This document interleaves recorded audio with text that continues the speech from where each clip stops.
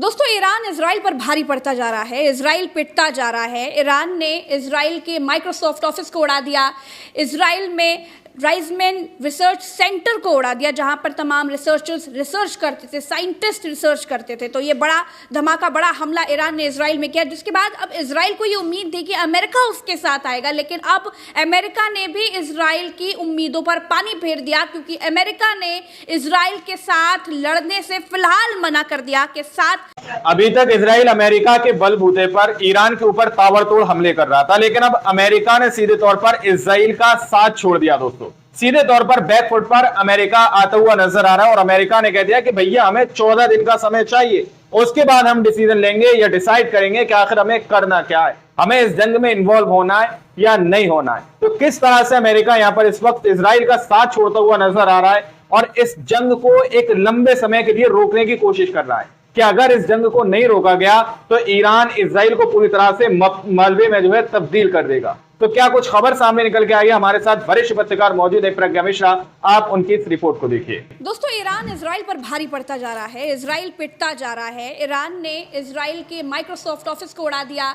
Israel में राइजमैन research centre को उड़ा दिया, जहां पर तमाम रिसर्चर्स रिसर्च करते थे, साइंटिस्ट रिसर्च करते थे। तो ये बड़ा धमाका, बड़ा हमला ईरान ने इजराइल में किया, जिसके बाद अब इजराइल को ये उम्मीद थी कि अमेरिका उसके साथ आएगा। लेकिन अब अमेरिका ने भी इजराइल की उम्मीदों पर पानी फेर दिया, क्योंकि अमेरिका ने इजराइल के साथ लड़ने से फिलहाल मना कर दिया कि साथ ईरान के सामने आने से साफ मना कर दिया। अमेरिका ने कहा कि वो 14 दिन का वक्त लेगा, फिर सोचेगा, 14 दिन का वक्त ले रहा है अमेरिका।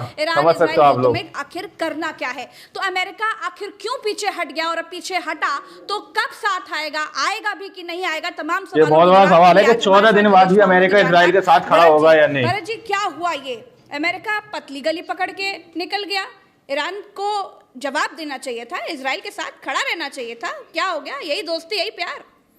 देखिए प्रज्ञा जी, क्योंकि अमेरिका को अब समझ में नहीं आ रहा है कि वो करे तो करे क्या, क्योंकि इजराइल ने ईरान के साथ जो युद्ध छेड़ा है, इस समय पर ट्रंप अपनी छवि बिल्कुल एक महात्मा वाली और शांति संदेश देने वाली बनाना चाहते थे। वो नोबेल पुरस्कार के फिराक में थे। ट्रंप कभी कहते हैं कि भारत का युद्ध उन्होंने रुकवा दिया, कभी वो कहते हैं कि उन्होंने यूक्रेन और रूस के बीच में वो समझौता कराएंगे। और इस बीच जो है इजराइल और ईरान के बीच की जो जंग है, उस जंग में अब ट्रंप किस मुंह से उतरे ये उनको समझ में नहीं आ रहा है। इसके दो कारण हैं। पहला कारण ये है कि ट्रंप अगर ईरान के खिलाफ युद्ध में उतरते हैं तो ईरान इतना पावरफुल है कि ट्रंप को अपनी धरती पर नहीं देगा, नहीं देंगे, अमेरिका को अपनी धरती पर टिकने नहीं देंगे। पहला कारण यह है, इसको विश्लेषित करेंगे आगे। दूसरा कारण जो है उसको पहले समझेंगे। दूसरा कारण यह है कि ट्रंप बिजनेस माइंडेड व्यक्ति है। ट्रंप हर चीज़ को बिजनेस और नफ़ा नुकसान की तुला पर तोलकर देखते हैं। अब ट्रंप ये चाहते हैं कि इजराइल उनके पास आए और सार्वजनिक रूप से ये कहे कि दादा हमको बचाओ, भैया हमको बचाओ, बहुत मार रहा है इजराइल। भाई तुम आप लोगों की तो हमको बचाने की ये तो सदियों से जिम्मेदारी आप लोगों की थी। आप लोगों के भरोसे तो हम अरब कंट्रीज के बीच में सबको जो है उंगली करते रहते हैं, और अब जब हमने ईरान को उंगली कर दी है तब आप बचाने नहीं आ रहे, छोड़ के भाग रहा है अमेरिका सीधे तौर पर। इजराइल इस बात को समझ रहा है, हमको बचाओ। तब ट्रंप ये कहें कि हाँ तथास्तु, हम आ रहे हैं तुमको बचाने, चलो टाई लगाए लाल रंग की और बचाने चले आए। पहला कारण ये है कि सार्वजनिक तौर पर आए नेतन्याहू कहने, और इसीलिए बार बार नेतन्याहू कह रहे हैं ट्रंप अगर अमेरिका हमारे साथ नहीं भी आएगा तब भी हम युद्ध लड़ेंगे, तब भी हम। अमेरिका इस बात को प्रज्ञा जी बहुत अच्छी तरीके से जानता है। इजराइल और ईरान के बीच का युद्ध है। इजराइल और ईरान के बीच के युद्ध में इजराइल तो कभी भी युद्ध रोक देगा, ईरान भी कभी भी युद्ध रोक देगा कि भैया हम तुम्हारे परमाणु उस पर नहीं मारेंगे बम, न्यूक्लियर ठिकानों पर अटैक नहीं करेंगे, माफ करो और फलाना करो। गांधी जी के बंदर बन जाएंगे, कभी भी बन जाएंगे ये दोनों देश। लेकिन क्योंकि ट्रंप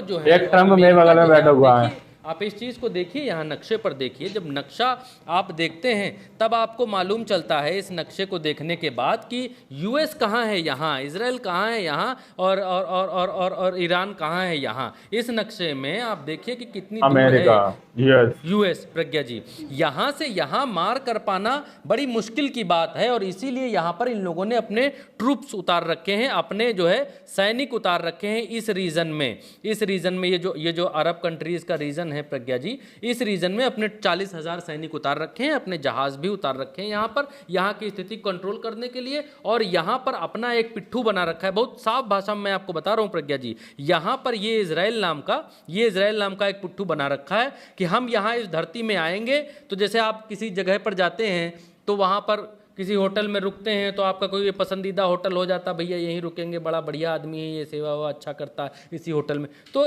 जब यहाँ से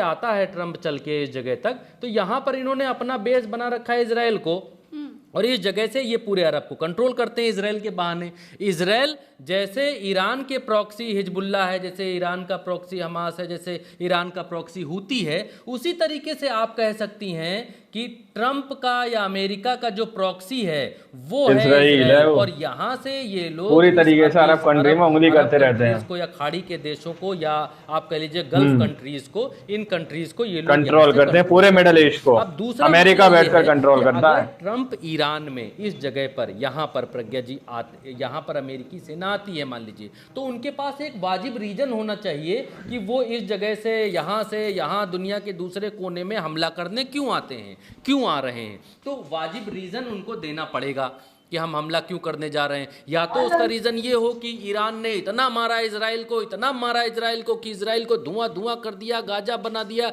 इजराइल घुटनों पर आ गया, अब वो कुछ नहीं कर सकता, इसलिए हम अपनी जनता से कह रहे हैं कि अब हम जा रहे हैं इजराइल को बचाने के लिए, क्योंकि सदियों से हमारे पुरखे इजराइल को बचाते आ रहे हैं, इसलिए हमारा भी कर्तव्य है इजराइल को बचाना। पहली बात ये।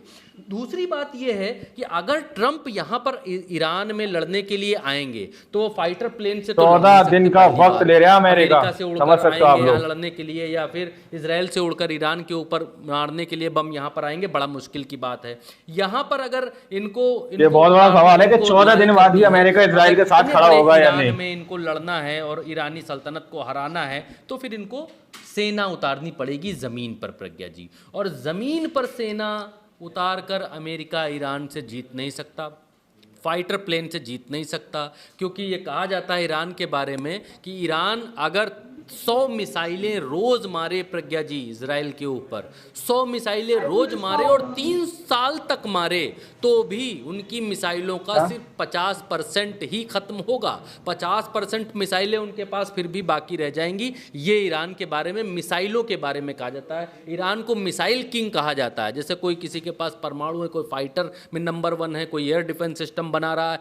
ईरान ने इतने सालों तक इतनी मिसाइलें बनाई हैं कि 3 साल तक मारे फिर भी 50% मिसाइलें ही मार पाएगा, यदि 100 मिसाइलें रोज मारे इजराइल के ऊपर। इसलिए अमेरिका सीधे यहाँ पर उतरने की गलती नहीं करेगा, यहाँ सीधे ईरान में सीधे उतरने की गलती का मतलब है कि अपने सैनिकों को कटवा देना, और इसीलिए अमेरिका सोचने समझने के लिए 14 दिन का वक्त मांग रहा है। वरना ट्रंप जिस मूड के व्यक्ति हैं, जिस मूड के आदमी हैं, वो दुनिया जानती है कि वो तुरंत निर्णय कुछ भी ले लेते हैं। है तुम्हारे ऊपर 50% का टैरिफ है, तुम्हारे ऊपर 30% का टैरिफ है, कनाडा अब तुम हमारे मिल जाओगे, हम कनाडा को ले लेंगे, है फलाना बहुत मार रहा है शहर है जहाँ से वो नहर निकलती है जिसका विवाद था, नाम भूल गए हम, उस इलाके को हम अपने में ले लेंगे। तो ये इस तरीके के व्यक्ति हैं ये, ठीक है। तो अब मसला ये है कि बचाने नियारे छोड़ के भग रहा है अमेरिका सीधे तौर पर। इजराइल इस बात को समझ रहा है, करे क्या, युद्ध में उतरे कि इजराइल को बचाने उतरे, करे तो करे क्या। इसीलिए वो 14 दिन का वक्त ले रहा है। वो देख रहा है कि गुरु जीत कौन रहा है, इजराइल जीत रहा है कि ईरान जीत रहा है। अगर ईरान जीत रहा होगा तो फिर अमेरिका ये कहेगा कि ठीक है भाई, लड़ाई माफ़ करो, ये युद्ध नहीं होना चाहिए, और तुम जो है परमाणु समझौता ये बाद में कर लेंगे। ठीक, इन्होंने कहा है कि बाद में परमाणु समझौता हम कर लेंगे। अगर उतरेगा यूएस, मेरे कहने का मतलब एक ही है, अगर उतरेगा यूएस तो फिर उसको आर पार करके जाना होगा ईरान से। ईरान की जो अभी की सत्ता है उस सत्ता को हटाना होगा। न्यूक्लियर ठिकानों पर अटैक नहीं करेंगे, जहां पर न्यूक्लियर की बातें कही जा रही हैं, परमाणु बम रखा हुआ है, उस जगह को नष्ट करनी होगी और यहाँ की सत्ता को पलटना होगा। तब यहाँ से वापस जाना होगा, होगा अगर यहाँ अमेरिका उतरता है तो, क्योंकि अमेरिका की एक जवाबदेही होगी। लेकिन इजराइल, वही बात है, इजराइल कभी भी युद्ध रोक सकता है, अमेरिका एक बार उतरने के बाद फिर युद्ध नहीं रोक सकता। फिर पूरी दुनिया दादागिरी पर सवाल उठाएगी, फिर पूरी दुनिया ये कहेगी गए तो थे ईरान में, ईरान ने ठोक के भगा दिया तुमको।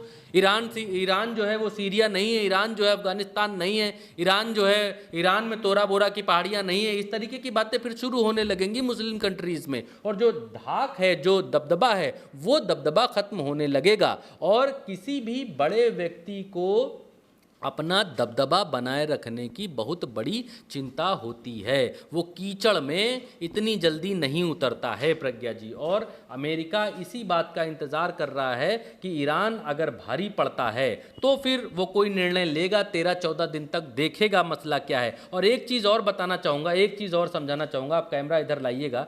ये जो पाकिस्तान है, इसकी भी एक थ्योरी है, वो भी मैं आपको बताना चाहता हूँ। इसके जो फील्ड मार्शल है, इसका जो फील्ड मार्शल है मुनीर, इस पाकिस्तान के बारे में कहा जाता है कि आतंकवादियों को पालने वाला देश है, फलाना है, ढिमकाना है। अभी तक ट्रंप भी इस बात को कह रहे थे कि ये देश बड़ा आतंकियों को पालता है और हम इसको क्यों पैसा दें, हम इसके साथ क्यों रहें। लेकिन अब वही ट्रंप इस देश के सेना प्रमुख फील्ड मार्शल मुनीर के साथ में लंच करते हैं। आप देख, पूरी तरीके से अरब कंट्री में उंगली करते रहते हैं, लंच कर रहा है एक देश का मालिक। आप समझ रही है प्रज्ञा जी, इस बात का मतलब क्या है? कंट्रोल करते हैं पूरे मिडिल ईस्ट को, अमेरिका बैठकर कंट्रोल करता है। चाहते हैं कि मुनीर अपना परमाणु बम ईरान को ना दे, या फिर ऐसी स्थिति पड़ जाए अगर ऐसी। दोस्तों, आप लोगों ने इस वीडियो को शुरू से आखिर तक देखा। वीडियो के अंदर मैप के जरिए से हमने आपको समझाने की कोशिश करी है कि किस तरह से यूएस में बैठकर पूरे मिडिल ईस्ट को कंट्रोल करने का काम अमेरिका करता है, किस तरह से एक बिट्टू कोच ने इजराइल के अंदर बैठा रखा है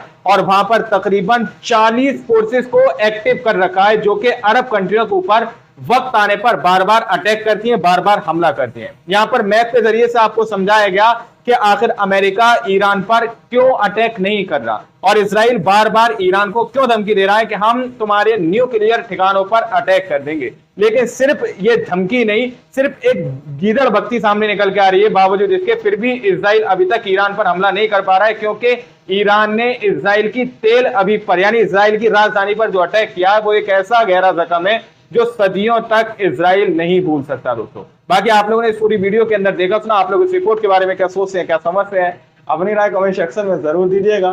मिलता है वीडियो में, जब तक के लिए जय हिंद, जय भारत।